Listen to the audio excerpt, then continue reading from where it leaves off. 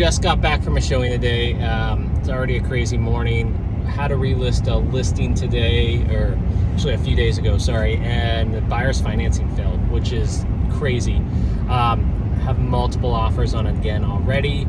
Yeah, it's just insane. So that'll get signed off in a few hours, and it's just way above what we thought. And then I'm out here driving south, or actually driving back north to town. This is one of my favorite drives just because of the trees. And it's funny is this is one of my most used shortcut drives between Olympia, Lacey down to Rainier, Tenino, Yelm. It's better than taking the Yelm main road. If you're not from here, you don't know, but if you do, that road just sucks. So I love taking this shortcut and the trees out here, and it's awesome. The market's crazy. I have no listings. I have more buyers I know what to do with myself, along with every other agent. Here, hold on, let me show you this view. So this is the view. I just love driving through here, especially at night. It's really cool if you can catch it on a full moon. This is pretty neat to come down through these trees down this way, and it just keeps going on and on. Yeah, this is fun. So with this market, the way it's going, I'm just going to show you this road for a second because I think this is just so awesome here. With this market, the way it's going right now, it's horrible. I will say at the least, the worst thing I can say about this is most buyers right now don't have cash on a 22 AD, or they have a small amount down for a 22 AD. What is a 22 AD, you may ask? The 22 AD form in Washington State on Northwest MLS forms is cash above appraisal. Well, what that means is, all right, we offer $450 on a house. It's listed at $400. Agent priced it right, or maybe looking for a little bidding more, but it should appraise around realistically $420, $430, maybe $450 if the way the market is. Appraisers are letting stuff go way more than they used to. The cash above appraisal, the 22 AD form, what that is that's cash that you're guaranteeing the seller as the buyer that you're going to make up the difference. So if we offer $450, the house is listed for $400 and it appraises for $420, and you offered $30,000 above appraisal on the cash with the 22 AD form, you're going to make up that difference cash now from $420 to $450, which is what you offered in the beginning of the purchase price of $450 for the house. That means you literally have to take cash out of your bank account, make up the difference above appraisal from $420 to $450 because you want the house. Now that's what you're willing to pay for the house. A lot of people say, why would you do that? Because you have 5 other buyers doing the exact same thing. All of them are going to have different amounts that they can do down for the 22 AD form, so I understand that. Realistically, when I look at a listing right now, anything that I know or I think is above appraisal, because I'm getting people offering escalation clauses $50,000 to $100,000 above the value of the home. I know it's not going to appraise for that much. I take an educated guess of where I think it's going to appraise by running comps, by running in the neighborhood. But as I know, as the appraisers know, there's so high you can go before you're like, well, that doesn't appraise. Here's the value. So then what do I look at as the listing agent? I'm looking for that 22 AD form with the most cash above appraisal. That way I know they're going to come in and say they offered the $450, appraises for $410, they offered $20,000 above appraisal. I'm getting my client at least $20,000 above the appraisal price. So now technically we don't get $450, we get $430 if we accept it, because that's low appraisal. That's cash above the appraisal, so they can sell it now for $430. To be honest, I'm going to tell them to take it and run.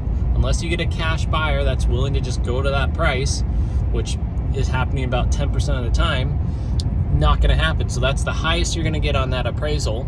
Plus the cash above it, you're getting that bonus cash with the 22 AD. So as a seller, you're going to take it and run, because I'm going to be honest with you as an agent. I'm going to tell you, look, your house is only going to appraise for about this amount.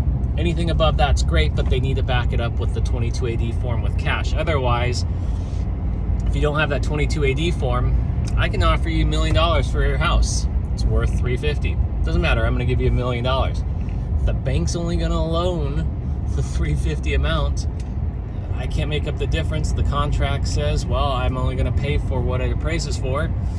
You have no recourse as a seller other than say, okay, well, they're only paying what it appraises for.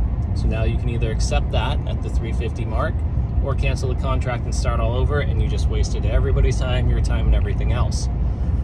That's the purpose of the 22AD form, is to cover the amount of the difference between the appraisal, as high as the buyer is willing to put the cash down, save the time. So if it doesn't appraise, here at least I'm trying to get up to my contract price that I offered, and we still can move forward. Sorry, I was just driving by a piece of land I sold, taking a look to see if the buyers have built anything on that piece of land. That was a nice 5 acres where the people got it for $230, now worth a lot more than that in this market. Crazy. All right, I digress. I love seeing pieces of land and homes I drive by. I used to just point 1 or 2 out because that's all I used to have, and now I can drive around town everywhere and point out homes I've sold. Love that feeling. Love that. So back to the 22AD form. If you're a buyer in this market and you don't have cash for 22 above appraisal, and you're just going in with your pre-approval, maybe 3.5%, 5% down, or a VA loan with 0% down, but no 22AD form, it's gonna suck. I'm just gonna be honest with you, it sucks. I'm sorry, that's the way the market is. You need a few different things that you can try to do. I have some buyers with that right now. We can try to get their pre-approval where it's basically gone through underwriting, so then we can do a quick close. So basically it's a certified pre-approval letter that says, hey, we can close in 2 weeks because they've already gone through the whole underwriting process. We've verified income, everything like that. That is one solid way, because then I can come in and say, look, we can close in 2.5, 3 weeks. We're just waiting on appraisal. That'll help. It's not a 22AD form, but at least it shows like they're well qualified, their financing's not gonna fail, and they can get it done. Again, it still has to appraise. 2, you're gonna be going further out of the city. Now, fortunately, everybody is, it feels like. Everybody's going outside the country, everybody's going everywhere looking for homes, and I'm driving 45 to an hour and a half away now, which is fine, natural. We move outside, hence why I came down my favorite road, because I've been using that a lot more the last few years than I ever have.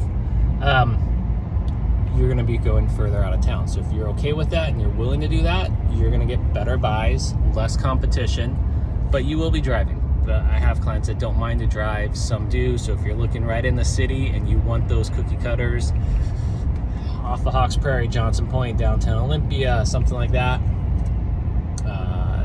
another option is doing not a hard money loan, but basically it's a cash loan. So what it does, there's a catch with it, because it's the lender, there's a few of them, I can list them off, give me a call, I can tell you about a few of them that do the cash for loans now. Basically, the lender comes in and buys a house cash for you.